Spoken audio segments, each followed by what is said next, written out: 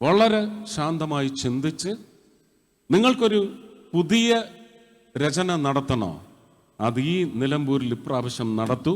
അതിനൊറ്റ കാരണമേ ഉള്ളൂ, അത് പറഞ്ഞ് ഞാൻ അവസാനിപ്പിക്കുകയാണ്. ഈ ഇലക്ഷൻ സത്യത്തിൽ ഇന്ത്യ മുന്നണി എല്ലാവരും കൂടെ കൂടിയിരുന്ന് അവരിലെ പ്രബലൻ TMC ആണോ, ആപ്പാണോ, INC ആണോ, അതോ ഇനി ഫറൂഖ് അബ്ദുള്ള അദ്ദേഹത്തിൻ്റെ പാർട്ടിയാണോ എന്ന് പറയുന്ന ഒരു ഇലക്ഷൻ അതിനകത്ത് നടത്തിയാൽ മതിയായിരുന്നു.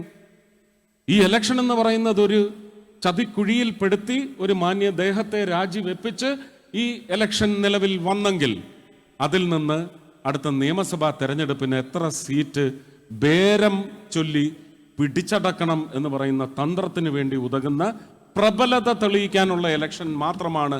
അല്ലാതെ ഇത് നിങ്ങളുടെ നന്മയിലേക്ക് വന്നു ചേരാൻ പോകുന്ന ഇലക്ഷൻ ആയിരിക്കില്ല. നേരെ മറിച്ച് ആ നിശ്ചയം നിങ്ങൾ ശിക്ഷ നൽകിക്കൊണ്ട് ശ്രീ മോഹൻ ജോർജിനാണ് ആ ഒരു വിജയം സമ്മാനിക്കുന്നതെങ്കിൽ ഞാൻ നേരത്തെ പറഞ്ഞില്ലേ, പടരും.